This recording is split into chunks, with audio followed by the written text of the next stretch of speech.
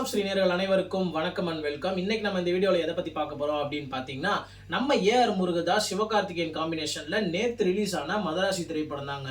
So இந்த படத்தோட plot என்ன அப்படின்னு பார்த்தீங்கன்னா, ஒரு கன் டிஸ்ட்ரிபியூஷன் கும்பல் வந்து தமிழ்நாட்டில் வந்து கன் எல்லாத்தையுமே டிஸ்ட்ரிபியூட் பண்ணி கன் கலாச்சாரத்தை கொண்டு வரணும் அப்படின்னு நினைக்கிறாங்க.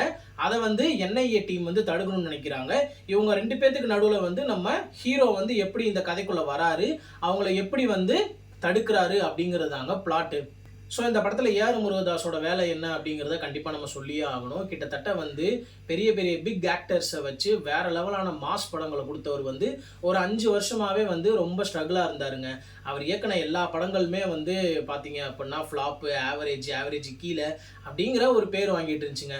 பட் சிவகார்த்திகேயனோட வச்சு இந்த மதராசி திரைப்படம் வந்து அவருக்கு கண்டிப்பாக வந்து the OG Murugadoss is back அப்படிங்கிற ஒரு வேற லெவலான பேரை தாங்க வாங்கி கொடுத்துருக்குன்னு சொல்லணும். ஏன் அப்படின்னு பார்த்தீங்கன்னா, இந்த படத்தில் அவர் பண்ண கேரக்டரைசேஷன் எல்லாமே வந்து கச்சிதமாக பொருந்தி இருந்துச்சுன்னு தாங்க சொல்லணும். அதுலேயும் குறிப்பாக பார்த்தீங்க அப்படின்னா சிவகார்த்திகேயனோட கேரக்டர், அந்த கேரக்டரே வந்து பார்க்குறப்ப ரொம்ப ரசிக்கிறமாக தாங்க இருந்துச்சு. இதில் வந்து சிவகார்த்திகேயன் வந்து ஒரு டெலியூஷன் பேஷண்ட்டாக இருக்காரு. ஒரு 16 வருஷத்துக்கு முன்னாடி அவர் சின்ன வயசாக இருக்கும்போது அவங்க அம்மா அப்பா அவங்க ஃபேமிலியே வந்து ஒரு ஃபயர் ஆக்சிடெண்ட்டில் வந்து இறந்துடுறாங்க. அதனால் வந்து அந்த அதிர்ச்சியிலேருந்து யாருக்கு உதவி அப்படின்னாலுமே வந்து அவங்க அம்மா அப்பா அவங்க வீட்டாளுக கத்துற மாதிரியான ஒரு மனநல வியாதி அவருக்கு இருக்குங்க. அதனால எல்லாத்தையுமே போய் காப்பாத்திக்கிட்டு இருக்காருங்க. இந்த நிலையில வந்து நம்ம ஹீரோ சிவகார்த்திகேயனை வந்து ஹீரோயின் மாலதி வந்து பாக்குறாங்க. அப்ப இவரோட பின்னணி எல்லாமே தெரிஞ்சதுக்கு அப்புறம் வந்து இவர் மேல காதல் வருது. 2 பேரும் ஒன்னா சுத்துறாங்க, எல்லாமே நடக்குது. அப்ப ஒரு நேரத்துல என்ன ஆகுது அப்படின்னு பாத்தீங்கன்னா, சிவகார்த்திகேயன்ட்ட இருக்க அந்த உதவும் பண்பு வந்து போயிடுறத வந்து ஹீரோயின் தெரிஞ்சுக்கிறாங்க. இதை தெரிஞ்சவங்க வந்து என்ன பண்றாங்க அப்படின்னு பாத்தீங்கன்னா, ஒரு டாக்டர்கிட்ட கேட்கும்போது நீ உள்ள வந்தனாலதான் அவருக்கு அந்த இதெல்லாம் போயிருச்சு அப்படின்னு சொல்லிட்டு ஒரு வார்த்தையை சொல்ல, இவங்க வந்து உடனே கழட்டி கிளம்பிட்டாங்க பாய் பாய்ன்னு சொல்லிட்டு வழக்கம் போல.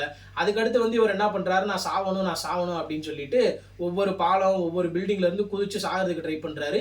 ஆனா வந்து அவர் நேரமா என்னமோ கைத்துல மாட்டிக்கிறாரு, கம்பியில மாட்டிக்கிறாரு, தப்பிச்சுக்கிட்டே இருக்காரு. ஆனா வந்து பாத்தீங்க அப்படின்னா இதே நேரத்துல வந்து வடநாட்டு கும்பல் வந்து தமிழ்நாட்டுக்குள்ள கன் டிஸ்ட்ரிபியூஷனை கொண்டு வரணும் அப்படிங்கிறதுக்காக அந்த ப்ராசஸ்ல இறங்குறாங்க.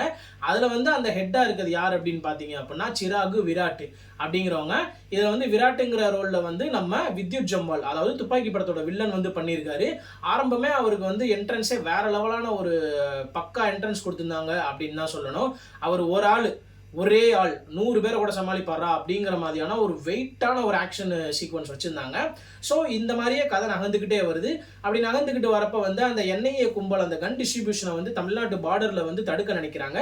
அப்படி நினைக்கிறப்ப வந்து என்ன ஆகுது அப்படின்னு பார்த்தீங்கன்னா, அந்த என்ஐஏ டீம்ல இருந்து அடிபட்டுறாங்க. அப்பதாங்க வந்து அந்த என்ஐஏ டீம்ல அடிபடுற அந்த ஹெட்டுக்கும் சிவகார்த்திகேயனுக்கும் ஹாஸ்பிட்டல்ல வந்து ஒரு அறிமுகம் ஆகுது. அப்படி அறிமுகமாகறப்ப வந்து சிவகார்த்திகேயன் நான் சாவணும்னு சொல்லிக்கிட்டே இருக்காரு. அந்த என்ஐஏ டீமுக்கு வந்து சிக்கனாண்டா பம்பர கட்ட மண்டேன்னு சொல்லிட்டு அவனை வந்து தன்னோட மிஷனுக்காக யூஸ் பண்ணிக்கிறாரு. இந்த மிஷன்ல இருந்து அந்த கன் டிஸ்ட்ரிபியூஷனை தடுத்தாங்களா இல்லையா அப்படிங்கிறதாங்க கதையே. ஸோ இதுக்கடுத்து என்ன நடக்கும், எப்படி போகும் அப்படிங்கிறத நீங்கள் நேரில் தியேட்டரில் பார்த்து தெரிஞ்சுக்கோங்க.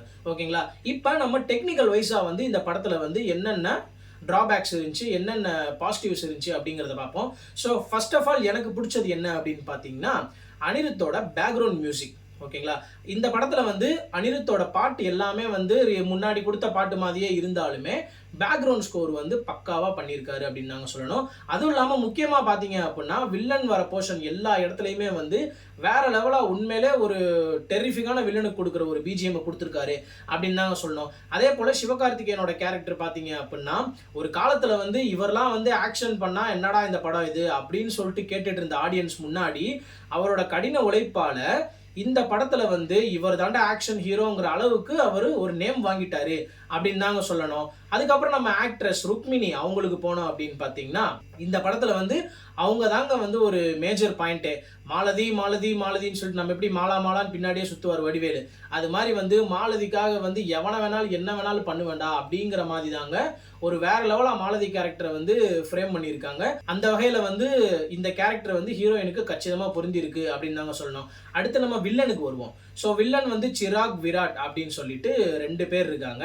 இந்த 2 பேருமே பார்த்தீங்க அப்படின்னா ஒருத்தனுக்கு ஒருத்தன் சலிச்சவன் இல்லை அப்படின்னு சொல்லிட்டு அவங்களோட ஸ்க்ரீன் ப்ரெசன்ஸ்ல வந்து வேற லெவலான ஒரு எனர்ஜியை கொடுத்துருந்தாங்க அப்படின்னு நாங்கள் சொல்லணும். இதுக்கு அடுத்தபடியாக பார்த்தீங்க அப்படின்னா அந்த ஸ்க்ரீன் ப்ரெசன்ஸில் எனர்ஜி இருக்கிறதுக்கான மெயின் காரணமே இந்த படத்தோட ஆக்ஷன் சீக்வன்சஸ்.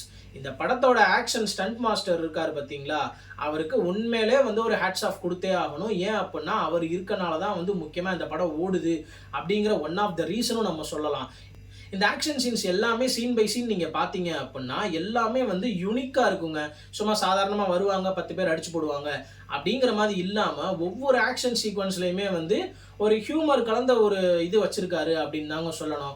ஸோ இதுக்கு அடுத்தபடியாக வந்து இந்த படத்தோட டிராபேக்ஸ் என்ன அப்படின்னு பார்த்தீங்க அப்படின்னா, ஃபர்ஸ்ட் ஹாஃப்லேயே கிட்டத்தட்ட பார்த்தீங்கன்னா 2 நிமிஷத்துக்கு ஒரு வாட்டி ஒரு பாட்டு. அதுவும் அந்த ஹீரோ ஹீரோயினோட கெமிஸ்ட்ரி போர்ஷன்ஸில் வந்து 2 நிமிஷத்துக்கு ஒரு வாட்டி பாட்டு. என்னடா இது ஒரு 100 பாட்டு எழுதி வச்சு அது என்னடா இது ஒரு 100 பாட்டை எழுதி வச்சு அந்த எல்லா பாட்டையுமே உள்ளே போட்டாங்களா அப்படின்னு தான் எனக்குலாம் தோணுச்சு. ஸோ ஃபர்ஸ்ட் ஹாஃபில் வந்து அந்த சாங்ஸ் மட்டும் இல்லாமல் இருந்துச்சு அப்படின்னா இன்னும் கொஞ்சம் கிறிஸ்பியாக நல்லா ஃபாஸ்ட்டாக நகர்ந்துருக்கும் அப்படின்னு தாங்க சொல்லலாம். செகண்ட் ஹாஃபில் பார்த்தீங்க அப்படின்னா செகண்ட் ஹாஃப்லேயுமே வந்து ஒரு சில லாஜிக் மிஸ்டேக்ஸ்லாம் இருக்குது. திடீர்னு எங்கேருந்து எப்படி போகிறாங்க, எங்கேருந்து எப்படி வராங்கங்கிறதே தெரிய மாட்டேங்குது. குறிப்பாக இந்த என்ஐஏ டீம் பார்த்தீங்க அப்படின்னா டார்க் ஹவுஸ்லேருந்து என்ஐஏ ஆஃபீஸ்க்கு வராங்க, என்ஐஏ ஆஃபீஸ்லேருந்து டார்க் ஹவுஸ்க்கு போகிறாங்க. இங்கே போயிட்டு வர கேப்லேயே வந்து பார்த்தீங்க அப்படின்னா ஒரு 2-3 ஃபைட் சீக்வன்ஸ் ஆக்ஷன் சீக்வன்ஸ்லாம் முடிஞ்சிருதுங்க. ஸோ அதை வந்து கொஞ்சம் தவிர்த்திருந்து பண்ணியிருந்தீங்க அப்படின்னா கொஞ்சம் லாஜிக்கில் வந்து கரெக்டாக இருந்திருக்கும் அப்படிங்கிறது என்னோட ஒரு சஜஷன், என்னோட ஒரு ரிவ்யூ. ஸோ இதை வந்து நீங்கள் யாருமே வந்து தப்பாக எடுத்துக்க வேணாம். உங்களுக்கு நீங்கள் அதை எப்படி பார்க்குறீங்களோ அப்படியே பாருங்கள். ஸோ கிளைமேக்ஸை பொறுத்த வரைக்கும் பார்த்தீங்கன்னா வித்யுத் ஜம்வால் அப்படிங்கிற ஒரு மிகப்பெரிய ஒரு ஆக்டருக்கும் ஒரு சிவகார்த்திகேயன் அப்படிங்கிற ஒரு ஆக்டருக்கும் வந்து எப்படி இருக்க போகுது அப்படின்னு நம்ம ரொம்ப ஆவலோட எதிர்பார்த்தோம். நான் வந்து துப்பாக்கி லெவலுக்கு அந்த மாதிரிலாம் ரேஞ்ச் பண்ணி எக்ஸ்பெக்ட் பண்ணி போயிருந்தேன். ஆனால் உண்மையிலே பார்த்தீங்க அப்படின்னா துப்பாக்கி அளவுக்கு இல்லாட்டினாலுமே அதுக்கு ஈக்குவலாக வந்து கண்டிப்பான முறையில் இருக்குது அப்படின்னு தாங்க சொல்லணும். ஸோ இந்த படம் ஓவராலாக பார்த்தீங்க அப்படின்னா முருகதாஸ்க்கு ஒரு கம்பேக்கா அப்படின்னு கேட்டிங்கன்னா டெஃபினட்டாக வந்து நம்ம முருகனோலனுக்கு ஒரு கம்பேக் அப்படின்னு தாங்க சொல்லணும். பட் ஆனால் வந்து அவரோட முந்தைய சமூக படங்களான கத்தி, துப்பாக்கி, 7ஆம் அறிவு அந்த மாதிரி படங்களோட கம்பேர் பண்ணுறப்ப இது அதுக்கு கொஞ்சம் கீழே தான் அப்படின்னு தாங்க சொல்லணும். கீழேங்கிற வேர்டை காட்டிலும் அந்த படங்களோட கொஞ்சம் வந்து ஒரு எக்ஸ்பெக்டேஷன்ஸ் கம்மியாக வச்சுட்டு போனீங்க அப்படின்னா உங்களுக்கு கண்டிப்பாகவே வந்து படம் திருப்தியாக இருக்கும். ஃபேமிலியோடவே கண்டிப்பாக பார்க்கலாம். என்னோட ரேட்டிங் வந்து பார்த்தீங்க அப்படின்னா இந்த படத்துக்கு கண்டிப்பாக 10க்கு ஒரு 7 கொடுப்பேங்க. ஸோ நீங்கள் வந்து இந்த படம் பார்த்துட்டீங்களா இல்லை இதுக்கப்புறம் தான் பார்க்க போகிறீங்களா அப்படிங்கிறத கீழே கமெண்ட் பண்ணிவிட்டு உங்களுக்கு இந்த படத்தில் வேறு ஏதாச்சும் தோணி இருந்துச்சு அப்படின்னா கீழே கமெண்ட் பாக்ஸில் கமெண்ட் பண்ணிட்டு போங்க. தேங்க்யூ.